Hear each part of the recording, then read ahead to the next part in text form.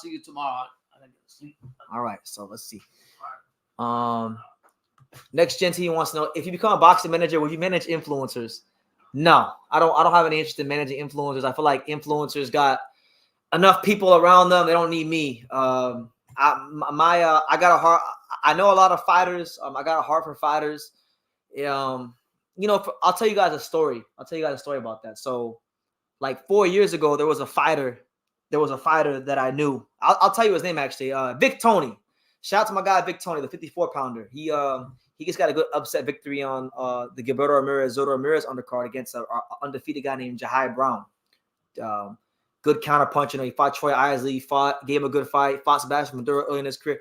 Really good fighter, right? I knew Vic because I used to see him in Vegas at certain gyms when he was sparring. And Vic, he actually approached me in 2019, and he actually wanted me to manage him in 2019. And I just told Vic, I said, Vic, man, I'd like to, it sounds great, but I just don't feel like I know enough about the boxing business right now to get into that. And that was 4 years ago. Now 4 years have passed, and I feel like I've learned a lot more in that time, and I definitely have a better grasp of what's going on in the business of boxing. I really understand the bureaucracy and the politics of this shit, like to a T, to a science. That's why I can tell you guys what fights are gonna happen before they happen. So for me to be a boxing manager, it has to, first and foremost, I'm not gonna have I don't want to have a whole lot of fighters. Maybe only like one or two at the most, and it's gotta be people I really care about, that I have like I care about them outside of boxing. Because if it's just like a regular fighter, I won't want to do it. So yeah, there's a couple fighters that I know. There's one fighter in particular who I on Saturday night I actually helped. I helped him get a fight on accident. I wasn't even trying to get him a fight. I introduced him to somebody, and they wound up being a fight. So you guys probably hear about that later on down the line. But yeah, crazy stuff. So yeah, that's something that I've been avoiding for years because I've been kind of scared to get into it. But now I'm kind of embracing it. I feel like there's a lot of value I could add to the sport because I've been around it for a number of years now, and I feel like for me, apart from making this world-class content, it would be a great new challenge in boxing. So yeah, that's kind of where I'm at with that. Daniel, what's good? He said the best to ever do it. BT, let's go. What's good, Daniel? Good to see you, champ. Hope all is well. God bless the fine folks at Pro Box. Chris Glover, Daniel Rubin. I gotta always shout out Pro Box, man, because they always giving us good fights and they're giving us for free for the people. Streaming here on YouTube. I mean, what more could you ask for? So shout out to Daniel. Shout out to you, Daniel, and I hope all is well. What chance do you give Regis to beat Devin Haney? I give him a chance. I mean, I think it all depends. I think Devin's the better fighter. I just think Devin's definitely got better feet, so he can control the fight with his feet. But my thing is going to be, if they exchange, how does Devin handle getting touched by Regis, especially if it's by a left hand? Devin's going to have to take away the left hand of Regis, so we'll see how that goes. But I give Regis a chance. I say it's like a 60-40 fight, 65-35, 60-40 fight in favor of Devin. But it's a good fight, good world title fight.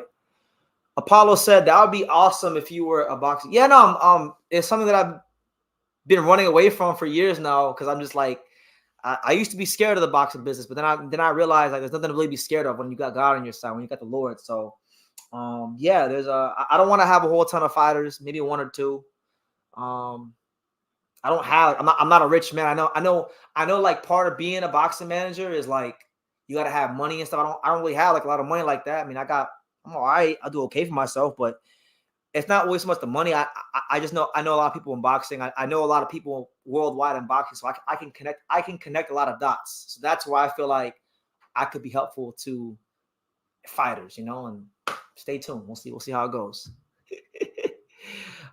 Tim Man says Santiago gonna get knocked out by Junto. Can't wait for the February card in Japan. Which card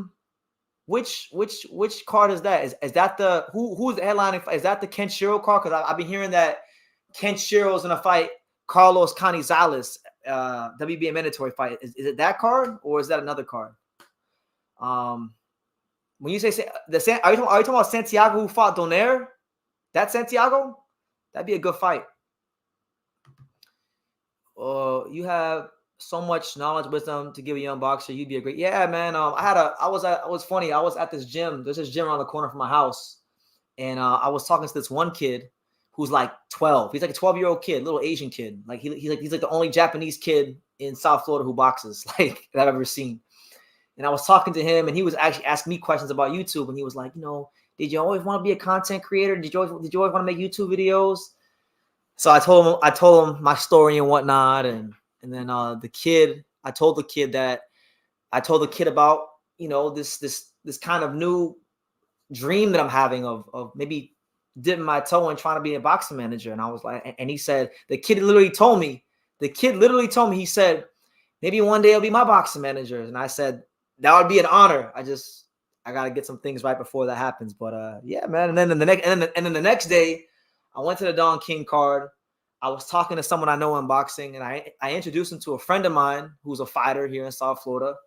And I didn't try to get my friend to fight, but I think I may have gotten my friend to fight on accident. So I'm already kind of moving like a manager before I'm even a manager. So ain't that some shit? But you know anything about the Jukenbaev guy fighting next on Pro Box? Yeah, big fan of him. Jukenbaev, Southpaw. He's from Kazakhstan. He gave Subriel Matias a really good fight. I know he fought on Pro Box once already. So good fighter.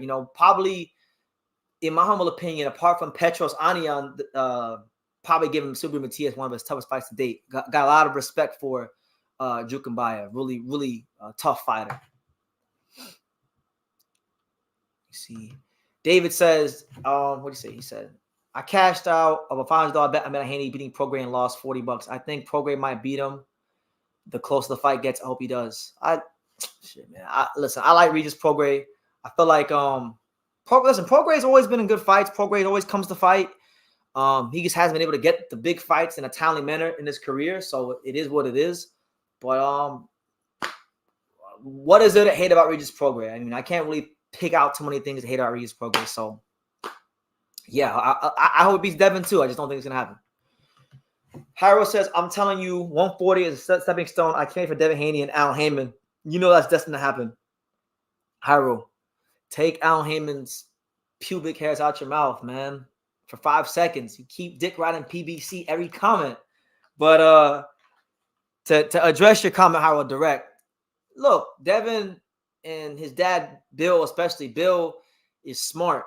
Bill hasn't allowed Devin to sign, one of these ridiculous exclusive network deals like Jaron Ennis has. Jaron Ennis signed that crazy deal with Showtime, and he can't really do anything, right? And he can't do a whole lot. That's why he's got to wait for Showtime and Espinoza, and he wants to be low to Espinoza. So I like the fact that Devin has fought on Showtime, ESPN, and DAZN.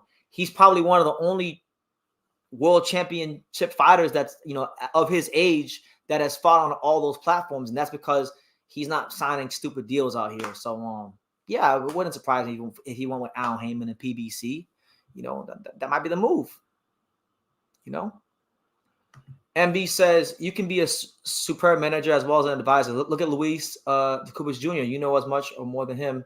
Don't think about it too much. Yeah, well, I'm to the point now where I'm not thinking about it. Like,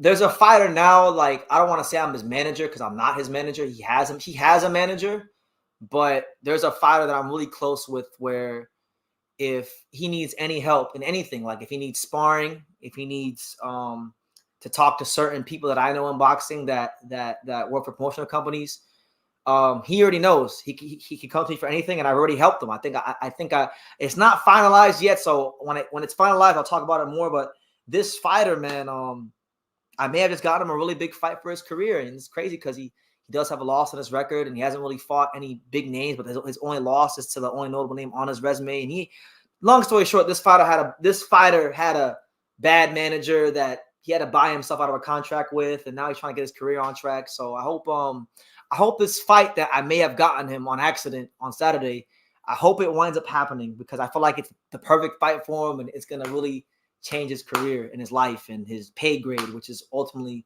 what I want to do for him, and it will give me great satisfaction to do it. So yeah, I'm going for it, man. I'm going for it. And that guy I'm talking about, he's a pro fighter. But there's some amateur kids I like from where I live in South Florida here in Homestead that I really like, that I want to keep my eyes on. And if the Lord wills it to happen, and the kids trust me, and yeah, I'd be honored to manage, no more than 2 to 3 fighters at a time. I can never be like, I know some boxing managers got 8, 6, 7, 10, 5. That could never be me. That could never in my life be me. Because I mean, this true school shit is demanding by itself. So if I take on 2 or 3 fighters, that's going to be a lot of time plus this. So it's like 2 or 3 at the most. QC says, whatever path you choose, my dude, you will be successful. The joy, the knowledge, and expertise you being VT is respectable. Go get it. But yeah, absolutely. I think, yeah. A lot of big, listen, 2020, these first like 9 years in boxing have been crazy. But I think year number 10 or 2024, I should say, it's going to be the greatest year of my life. I really think that. I really do think that. I think 2024 is going to be my funnest, most challenging, interesting year ever, honestly. But yes, I'm going for it, bro.